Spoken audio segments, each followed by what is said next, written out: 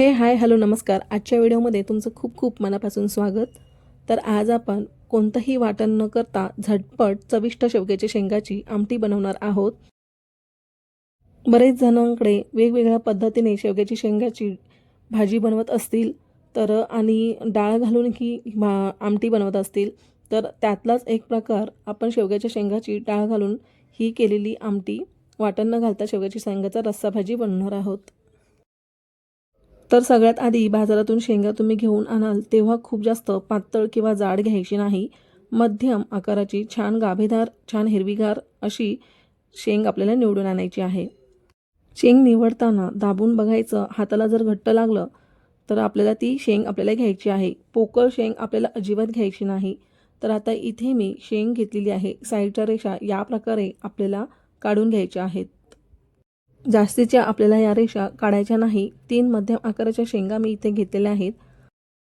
या प्रकारे मी कट करून घेतल्यानंतर यांना स्वच्छ पाण्यामध्ये आधी धुवून घेतलं आहे. आता दुसरीकडे आपल्याला एका भांड्यामध्ये पाणी कडकडीत गरम करायला ठेवून द्यायचं आहे. तर पाण्याला बघा, तुम्ही बघू शकत असाल पाण्याला छान आदन यायला लागलंय. आता आपण यामध्ये स्वच्छ धुवून घेतलेल्या शेंगा यामध्ये घालून यांना शिजवून घेऊयात. यानंतर आपण शेंगांच्या पुरतं आपल्याला चवीनुसार मीठ घालून घ्यायचं आहे. जर तुम्हाला यामध्ये हळद घालायची असेल तर चिमूटभर यामध्ये तुम्ही हळदही घालू शकता. आता शेंगा शिजत आहेत तोपर्यंत आपण कुकरमध्ये चण्याची डाळ शिजायला घालून घेऊयात. या ठिकाणी तुम्ही चण्याची डाळ भिजत घालूनही घेऊ शकता. तर इथे मी चण्याची डाळ डायरेक्ट वापरणार आहे आणि ती कुकरला मी याचे शिट्टे करून घेणार आहे. त्यासाठी मी चणा डाळ 1 ते 2 पाण्यामध्ये स्वच्छ धुवून घेते. तर चणा डाळ मी इथे 2 तळहात भरून घेतलेले आहेत. वाटीने जर मोजून घेतली तर ही चणा डाळ अर्धी वाटी आहे. आता आपण इथे डायरेक्ट चणा डाळ वापरल्यामुळे आपल्याला याच्या 5 ते 6 शिट्ट्या काढून घ्यायच्या आहेत. जर तुम्ही चणा डाळ भिजून घेतली असेल तर चणा डाळीला शिजायला अजिबात वेळ लागत नाही. तर चण्याची डाळ ती भिजवलेली असेल तर 3 शिट्ट्यात ती शिजते. तर आज आपण कोणतंही वाटण न घालता ही आमटी बनवणार आहोत. तरीही ही आपली आमटी खूप स्वादिष्ट तयार होणार आहे. रेशूज रेसिपी चॅनलवरती जर तुम्ही नवीन आला असाल तर रेशूज रेसिपी चॅनलला सबस्क्राईब करा आणि बेल आयकॉनवरती क्लिक करा, म्हणजे मी व्हिडिओ टाकल्यानंतर त्याची नोटिफिकेशन सगळ्यात आधी तुमच्या जवळ येईल. डाळ शिजवण्यासाठी डाळ मी जेवढी घेतली आहे त्याच्या दुपटीने मी इथे पाणी घालून कुकरला शिट्टी काढून घेणार आहे. आता कुकरची 5 ते 6 शिट्टी होईपर्यंत दुसरीकडे आपण शेवग्याची शेंग शिजली आहे की नाही ते पाहूयात. 3 ते 4 मिनिटांमध्ये मध्यम आचेवरती ही आपण शेंग शिजवून घेतली आहे. यापेक्षा जास्त आपल्याला शेंग शिजवायची नाही, नाहीतर शेंगाचे तुकडे होतील. तर बघा, इथे आपली आता शेंग छान मऊ शिजलेली आहे. आता आपण याला फोडणी देऊयात. फोडणी देण्यासाठी मी इथे गॅसवरती कढई ठेवून दिलेली आहे. आता कढईमध्ये मी 2 पळ्या तेल घालून घेतलं आहे. तेल गरम झालं की मोहरी आपण 1 चमचा घालून घेतली आहे. आता मोहरी छान तडतडली आहे. आता आपण यामध्ये 10 ते 12 कढीपत्त्याचे पाने घालून घेतली आहेत. फोडणी देताना आपल्याला मंद गॅसवरती ही फोडणी करून घ्यायची आहे. त्यानंतर आता आपण 7 ते 8 ठेचून घेतलेल्या लसणाच्या पाकळ्या घालून घेऊयात आणि 1 सेकंद याला छान परतवून घेऊयात. जर तुम्ही मोठी आच करून फोडणी दिली तर फोडणी आपली करपण्याची शक्यता असते. आता या ठिकाणी 1 सेकंद झालेले आहेत. आता आपण यामध्ये आपला जो घरगुती तिखट मसाला आहे तो यामध्ये घालून घ्यायचा आहे. इथे मी कांदा लसूण मिश्रित असलेला मी इथे तिखट घेतलेला आहे. इथे मी 1.5 चमचा मी इथे लाल तिखट घालून घेतला आहे. तुम्ही जो घरगुती जो मसाला नेहमी वापरत असाल तो तुम्ही घालू शकता. यानंतर मी यामध्ये 1 चमचा काश्मीरी पावडर घालून घेणार आहे.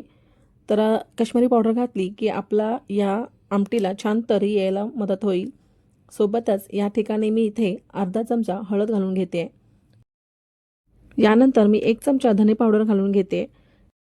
सोबतच मी इथे 1 चमचा जिरं पावडर घालून घेणार आहे.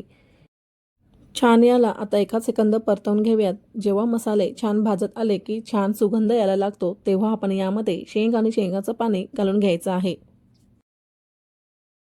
तर ही संपूर्ण फोडणी आपल्याला मंदच गॅसवरती करून घ्यायची आहे, हे लक्षात असू द्यात. आता आपण जे शेंगाचं पाणी आहे ते आपल्याला अजिबात फेकून द्यायचं नाही. ते आपल्याला पाणी यामध्ये वापरायचं आहे. तर बघा, आता आपण डाळ पण बघूया शिजलेली आहे की नाही. तर तुम्ही बघू शकत असाल डाळ छान शिजली गेलेली आहे. आता ही डाळ आपल्याला चमच्याच्या साहाय्याने किंवा एखाद्या वाटीच्या किंवा ग्लासाच्या साहाय्याने आपल्याला ही डाळ स्मॅश करून घ्यायची आहे. डाळ छान स्मॅश करून घेतल्यामुळे आमटीला छान दाटसरपणा येईल. तर डाळ इथे बघा तुम्ही पाहू शकता डाळ छान स्मॅश झालेली आहे. आता ही डाळ आपल्या कढईमध्ये आपण घालून घेऊयात. तुम्हाला ही आमटी जेवढी पातळ हवी आहे त्यानुसार तुम्ही पाण्याचं प्रमाण कमी जास्त करू शकता. आणि आपण डाळ स्मॅश करून घेतली म्हणून आपल्याला यामध्ये वाटण घालायची अजिबात गरज लागत नाही. आता यामध्ये वरून मी बारीक चिरून घेतलेला टोमॅटो घालून घेणार आहे. जर तुम्हाला डाळीमध्ये शिजवून घ्यायचा असेल डाळीमध्ये शिजवून घेतला तरीही चालेल. टोमॅटो डाळीमध्ये जास्त शिजवून एकजीव होऊन जातो त्यासाठी मी इथे टोमॅटो वरून घातलेला आहे. टोमॅटो आपण बारीक चिरून जर वरून घातला तरीही टोमॅटो आपल्याला शिजायला अजिबात वेळ लागत नाही. असा वरतून टोमॅटो घातल्यानंतर 1 ते 2 उकळीमध्ये छान टोमॅटो जसा हवा आहे तसा मऊ शिजला जातो. आता बघा आमटीला आपल्या छान खदखदून उकळी येऊ लागली आहे आणि तुम्ही पाहू शकत असाल आमटीला छान कटही आलेला आहे आणि सोबतच टोमॅटो पण आपला छान मऊ शिजलेला आहे. तर आता आपली ही शेवग्याची शेंगाची डाळ घालून केलेली आमटी तयार आहे. तुम्हाला जर चणा डाळ घ्यायची नसेल तर तुम्ही त्याऐवजी तुरीची डाळही घेऊ शकता किंवा मुगाची डाळ घेतली तरी चालेल. तर बघा प्रत्येक डाळीचं एक गुण आणि चव अशी प्रत्येकाची वेगळी आहे. तर त्यानुसार आपली ही आमटी तयार होणार आहे. तर शेवटी आता आपण यामध्ये बारीक चिरलेली कोथिंबीर घालून घेऊयात आणि अशा प्रकारे आपली ही शेवग्याच्या शेंगेची आमटी तयार आहे.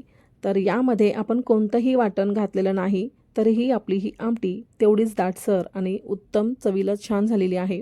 तर रेसिपी आवडल्यास एक लाईक करा आणि खूप खूप शेअर करा. तर आजची रेसिपी कशी वाटली कमेंट करून सांगायला अजिबात विसरू नका. तर भेटूयात अशाच इंटरेस्टिंग नवनवीन रेसिपीसोबत. Bye bye.